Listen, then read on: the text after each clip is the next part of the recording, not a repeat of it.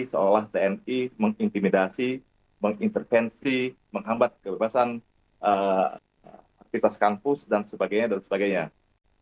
Ya, baik. Selamat sore Mbak Fitri, Mas Iva, dan saudara sekalian. Memang akhir-akhir ini ada fenomena narasi yang menyudutkan TNI, seolah TNI mengintimidasi, mengintervensi, menghambat kebebasan eh, aktivitas kampus dan sebagainya dan sebagainya.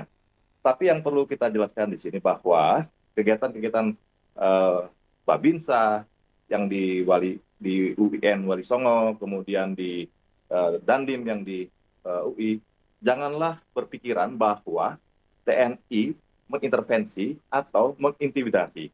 Dari mana eh, teman-teman tadi begitu cepatnya menyimpul itu? Saya kasih contoh yang di UI misalnya.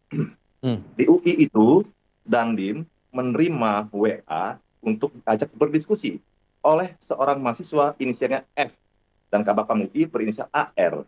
Nah, karena F ini sudah dikenal baik oleh Dandim, maka Dandim menyanggupi untuk datang untuk ngobrol bersama mereka.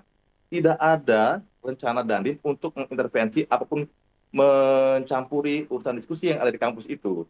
Ya, kemudian ketika pulang, dan itu juga diantar oleh teman-teman mahasiswa tadi dengan bersalaman seperti yang kalau kita lihat diunggah di media sosial itu, Dani bersalaman dengan para teman-teman mahasiswa dalam keadaan tersenyum, ya, tidak intimidasi itu. Nah, justru siapa nih orang-orang yang diam-diam memotret kemudian membuat narasi miring seolah-olah TNI mengintimidasi mahasiswa, mengintervensi kegiatan mahasiswa.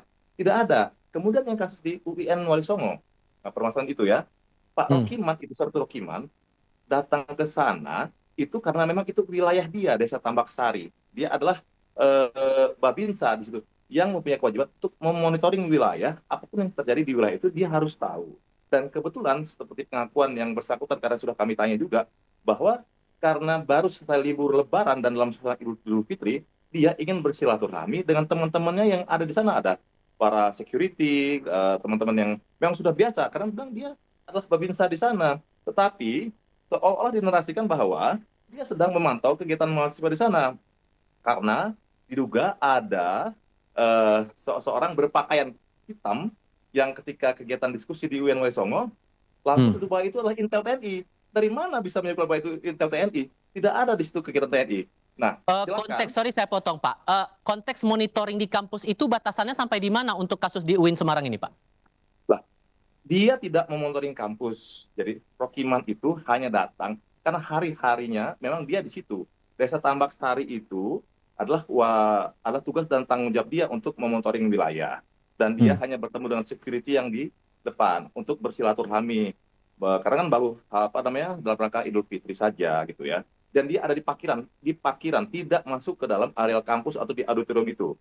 Nah, itu yang perlu diketahui bersama ya. Jadi dia tidak dalam rangka itu, gitu. Tiba-tiba dinarasikan seperti itu karena ada orang yang diduga sebagai intel katanya yang masuk ke dalam diskusi.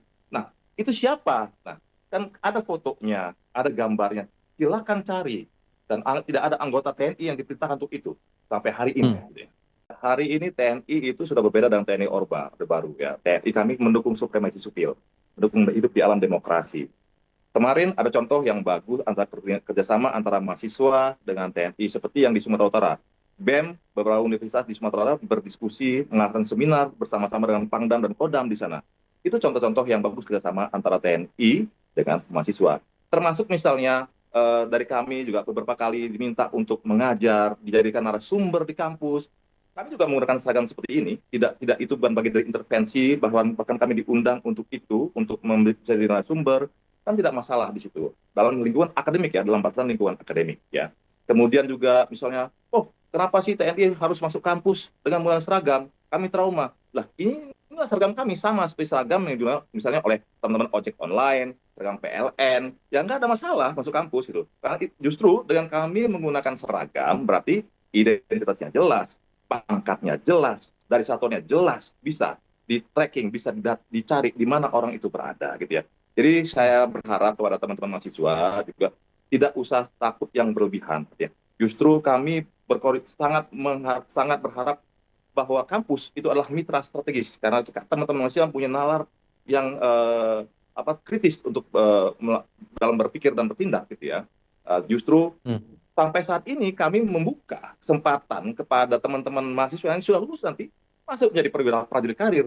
Nah, artinya apa? Kan tidak semua juga bahwa teman-teman mahasiswa itu, wah kami takut. Tidak, buktinya ada juga yang bergabung menjadi prajurit TNI sampai hari ini perwira TNI. Tanggal 24 Maret yang lalu, tanggal 27 Maret yang lalu, Panglima TNI baru melantik 805 perwira prajurit karir, ya, lulusan dari Universitas satu kampus-kampus di seluruh Indonesia. Artinya itu tidak bisa menggambarkan seluruh bahwa trauma di kampus tidak. Justru TNI dan kampus, teman-teman mahasiswa, kita harus berkolaborasi membangun negara ini. Demikian kira-kira.